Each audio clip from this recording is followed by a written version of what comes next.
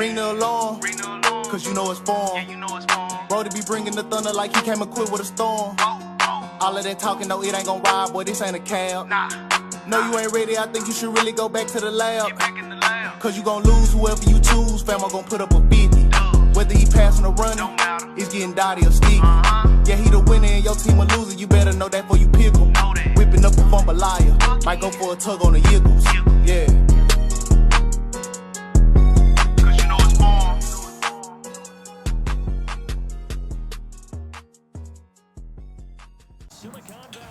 What up, though? It's your boy Foreman. We back, man, with the semifinals of the IMAV Ninja Member Tourney. But before we get into all that, give me that random fire on them hoes one time with the rain. As you can see above, man, subscribe if you're brand new, bro. Even if you're not and you enjoy this Madden 21 content. Also, hit that post notification so you know when I drop these vids. Even though we drop these joints daily. Let's get to it, baby. First play of the game, man, you already know we're going to check that chin and see what that run D talking about. Right. And we get a little sticky in it, and we gone to the crazy. First play, man. 6. Y'all see me out here, baby. We trying to get to the ship. We definitely want to get to the ship. We definitely want to get there in the first turn. We definitely want to get there. But yeah, like I was saying, bro, this tournament had good comp, man. I had fun. It was just a huge adjustment with 3-minute quarters, bro. Completely changes how you strategize for a game.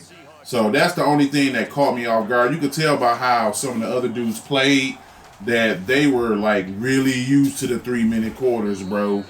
They were used to it. Like, very few people were really coming out trying to dot at all, because the risk of a turnover was too high. So I played very few people who actually tried to throw a dot. Right there, he tried to hit me with the cover 3 beater. But you know, if you deep half one side, then he'll pick up that cover 3 beater. But that time I didn't. I just manned up the dude I knew who was running the post. And then, so the tail of this game, bro, is going to be O-line and D-line. I use the Niners because blitzing isn't really as OP, and 146 to me isn't as good because you can audible down the I-form close and stuff like that. Right here, this is one of the dots he did have. I seen that tight end coming out late, and Warner didn't play it because I had him in a hook curl and not a mid read, so he didn't drop back middle. So that was a good dot by him off the rollout. But yeah, the tail of the tape is going to be O-line versus D-line, bro. If my D-line can dominate this game, we'll be fine. Which we should, because the Seahawks O-line is not good. And then it'll be largely on my user, because I use my user a lot to blow up runs. But yeah, having this tournament, bro, really made me want to jumpstart mine again. So I'm going to try to have a tournament this Saturday for the Xbox, PS4, $250 prize to the winner, $10 buy-in. If you interested in the tourney, comment down below. All the info will be down. If you join up in the tourney, hold on guys, watch this dot right here. I tried to click on Ward. It would not let me. And when I finally did, I couldn't animate, bro. Like that, 9 times out of 10 will be an interception when you try to one-play tug towards the back of the end zone, because you run out of running room. But for whatever reason, I couldn't animate. And in the 3-minute quarters, that's the type of thing that really messes you up. But yeah, I'm going to have all the info down below for the tournament. If you join the tournament, send me, when you send your money, also send your gamer tag with it also. As y'all can see, bro, whenever I play any big hitters, I run sideways to take away that big hit angle, so I just only get that regular tackle animation. But yeah, like I see, I do it again right there with Jamal Adams. But yeah, if you want to join, make sure you send your gamer tag and the system that you will be competing on. And I'm ready to get it popping. Right here, I wish I could have quick hiked him, because he sold to the left side. I had already had the play flipped, because you know you can flip the play when you come out of the huddle, so you huddle, so you don't sell which side you're going to. But yeah, I'm thinking about if I'm gonna hop in the tournament too, because I just had, like, playing in the tournament was so much fun for me, bro. But yeah, I think I want to get my tourneys back popping again. They were slow for a minute right there, bro. That's what I mean by our O-line versus D-line. If we could have held that block right there, we was going to the crib. I made some really, really crucial mistakes in this game, and I'm going to point them out to you as, again, we don't really block. I shouldn't have ran the lead down to that side because their numbers were way more prevalent. But right here, you see this look? I should have 0-1 trap this look. Even though I pick up the first down, whenever you see this look, if you have an 0-1 trap, go to your 0-1 trap. Your 0-1 trap will shred that all game. But yeah, but like I was telling you guys before, though, this battle, this game is to go to the championship, and he was coming out in a nickel 3-3-5 look, just bringing everybody down in the box and then trying to shoot the right side with his user. And for whatever reason, as you can see, 59, Tevin Coleman, they just weren't getting out there and picking up those blocks for me. So I'm like, okay, that's cool. Well, I don't really have to worry about much. But then I started missing reads right there. Because of how his setup was, I thought I would have a one-on-one look up top, and I didn't hit my check down. Right here, I should have 0-1 trapped him because he had his line spread like that, but I didn't. Again, I think I go down to the inside zone, which is not a bad call, but I'm completely forgetting I have 0-1 trap. 0-1 trap is going to get Bobby blocked, and it's going to give me a huge hole on that right side of the field. So that's what I should have gone to. Right here, he's going to give me the same press look, and now you'll notice I'm going to be looking check now instead of just going through my normal progression. If I did, I would know I have up top, the corner route. Then I do a cardinal sin that I always tell you guys about. I roll out instead of staying tall in the pocket, and I end up turning it over on downs, which really messed me up, especially in 3-minute quarters. Right there, you see, I was trying to click down on my stick to get my safeties to come down and play the run, but they ended up giving me a hit stick animation, completely taking myself out of the run fit and giving up a nice chunk on of the run. But like I was saying, again, right here, I ended up running with the crosser because in my 3-3-5D, I have my purple set to 0 to play underneath, and I never changed them when I went back to 3-4 bear. So my purples were playing underneath like crazy. So I had to run with that crosser. He ends up hitting me with the nice little corner route. This play right here messed me up. If you notice, I'm about to wrap him up in the backfield, and I get put into a block animation with his lineman, completely push your boy out the way. That really killed me right there. And then Carson just big boys, my mans, and get him up out the way for the tug. So we down 14-7. He gets ball in half, so we in trouble. Now, usually in a regular game, I'm not tripping about being down because I know I'll have opportunities to get it back. But in a game like this is big trouble. Again, right here, I should have 0-1 trapped him. I should have made him pinch his line because you get way, way, way better block shares when you got your line spread. You're able to get around edge. So I should have hit him with the 0-1 trap to force him to pinch his line. That way, even if I want to escape, I can. Because with his guys on the edge, he could be in contains. And they do a way better job of keeping you in the pocket this year. Right here, this is when I knew I had an uphill battle. You know what I'm saying? 2nd and inches, I'm not about to run the ball. I actually have what I want on that post route opening up. But he gets insta-shedded from his D-line. I'm forced to roll out and throw that ball away. I should have climbed up in the pocket, but I didn't. But I had the one-play touchdown opening up. But my O-line, which is surprising because I got O-line Kim. So that was super surprising that he's been winning those wars on the line. Again, right here, boom, I got the corner route. I throw it perfectly, but I just don't get the right animation, so I'm forced to punt. Which really killed me because that would have put me close to field goal range. I could have kicked my field goal, and then that way, if I held him to 3, I'd be within a touchdown to being able to tie the game up. So that overthrow and that block share was huge because essentially it gave him back-to-back stops. And he gets ball at half. And realistically, bro, like in 3-minute quarters, you can clock out the entire rest of the game. You know what I'm saying? Especially the way he's winning in the trenches with his O-line and D-line, he's making it real, real tough. Because in the Niners-Seahawks matchup, The one place I know I'm gonna win is in the trenches because I got the better O line and I got the better D line. But we all know it don't always happen like that in Madden. So you can eat them. You can eat those when it happens to you, bruh. Right here again, we come out man D. Look how his O line just pancaking. They just pancaking, throwing cats around. So once I got that pancake, I knew I was in trouble. I'm like, I gotta hold 3 on this drive. Got to. As you can see, I'm sending 6-7. But when I do get the one-on-ones, I'm getting a lot of broken tackles because, you know, Carson, he absolute beast this year. I'm getting broken tackles, and his O-line is just, they working my D-line. Working them. My D-line played really good for me all tournament. And it's kind of, you know what I'm saying, a little tough pill to swallow, as you can see. O-line just dominant. I got 7 in a block. Yeah, I got 7 in a hole.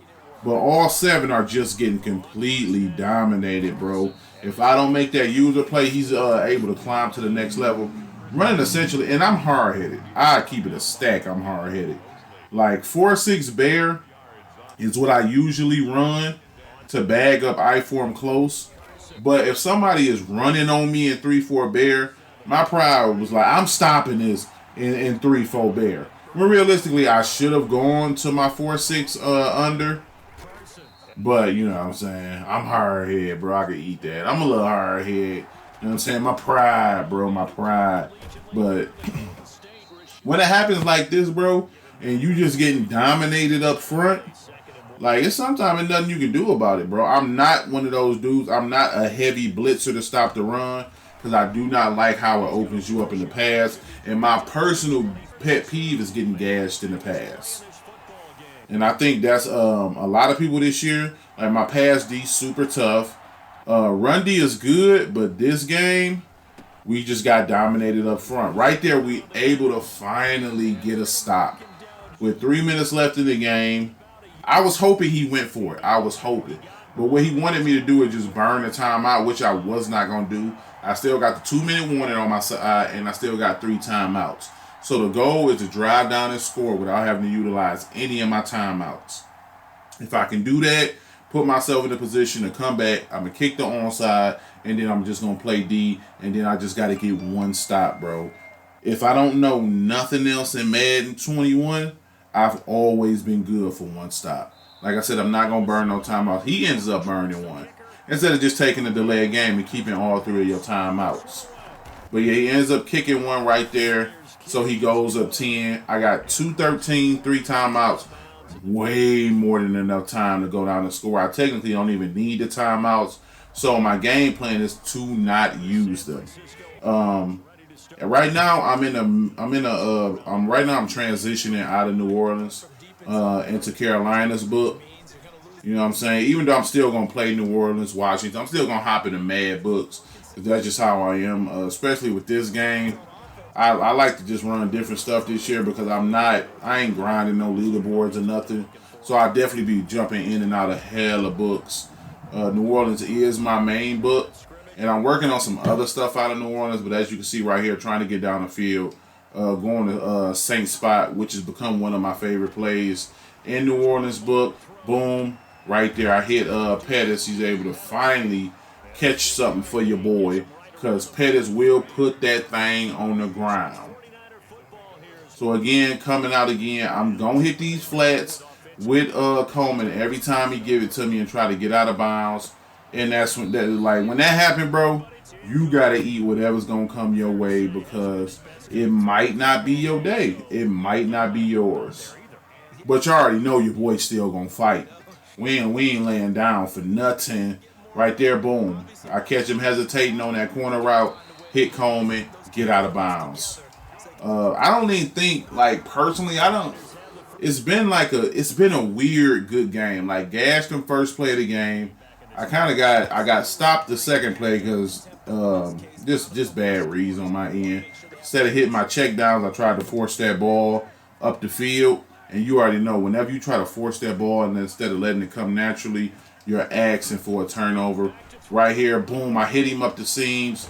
But Kittles, he can't hold on to that thing either. We struggling with holding on to that rock. I think we got 3 or 4 drop passes this game. So that in itself is really, really hurting us. But ain't nothing you can do about it, bro. But keep fighting. Again, right here, I step up in the pocket. I playmaker, and I catch a nice little dot with Deebo Samuel up the seams that gets me down to the 5-yard line. Even in the red zone, y'all know how I do, bro. I finally run the 0-1 trap, get some nice blocking right there. I'm gonna run this thing twice off the hurry up. I know the run off time won't be much. Get this ball in the end zone as I do right there with Coleman. Now I got 121 with 3 timeouts, bro, to make something happen. And I'm confident that I'll be able to get this stop. Because besides the I-form close stretch, which been gashing me 6-7 yards, I don't feel a threat from his pass. I think he had the one dot on the delay fade from the tight end. But it wasn't something I'm like, God, I can't stop this. It's just his game. So right here we end up not getting the onside, which you kind of expect a little bit, man, because you don't get too many onside kicks. But I'm coming out in I-form. Why did it say I was in gun split offset? I didn't even notice that till now. So now it's just about me stopping. We finally win up front in the trenches. That might be our first block shed of the game with Bosa and Armstead. So we finally get a tackle for loss. As you can see, that's Nick's first tackle for loss of the game. So, again, I hit my timeout. I know he's going to run it. I know for a fact he's going to run that thing. Right here, I'm coming out. I'm setting up my D. I'm making sure my linebacker set the edge. That left side isn't as set as I would want it to be. But then he comes out. He runs the ball. I send my spy, but instead of my spy going to him, the guy guarding Carson goes to him instead, and he just hits the flats for a first down, bro. And that's what got me, bro. That's what got me. I'm conflicted on that, bro, because I understand why, but I don't understand why we have the right click to send a spy if it'll send people in coverage. Like, I want them to make that button so it strictly sends the spy. Because if it sends the spy, we get a stop. He punts us the ball and we got a shot. But because it sent the guy in coverage, he's able to easily complete that for the first down. I low-key was hurt off that, bro, because I had the perfect play call on defense, and we wasn't able to get it done. This guy, shout out to Way Too Fresh. He actually ended up winning the whole tournament. He won in the finals, I think, 24-21. And I felt like I should have got this game, but I didn't deserve this game, though. You know what I'm saying? When you act out a character and you make reads that you don't normally make, you deserve those L's, though. So I wasn't really tripping too bad off of it, bro. It kind of just, it happened like that, fam. If you don't stick to your guns and how you normally play Madden, you're going to take L's like that. This was low-key my first L in like 2.5 weeks. So I was hurt, boy. I was hurt, but I'm like, I can eat this. So I actually talked to Fresh after the game, and he was surprised he got some of those block shares and he was able to win in the trenches also. But yeah, man, good game, man. Shout out to Fresh, man. Appreciate y'all for rocking with your boy. Hope you all enjoyed this gameplay, man, and we'll get at y'all tomorrow. Back then, they didn't want me. Now I'm hot, they all on me. Rah, unique voice. Love a bitch when she tryna bone me. Stick to the script, call me a nigga, but look at my hips. First lady, I'm driving that rate. Bet your nigga, he gon' show me respect. We been through it all, fought through the storm. Years later, a legend was born. Let's get straight to the facts. Live and direct on your back. We fell off for a minute, but we been eating them tracks. My girl say I'm conceited. She don't know that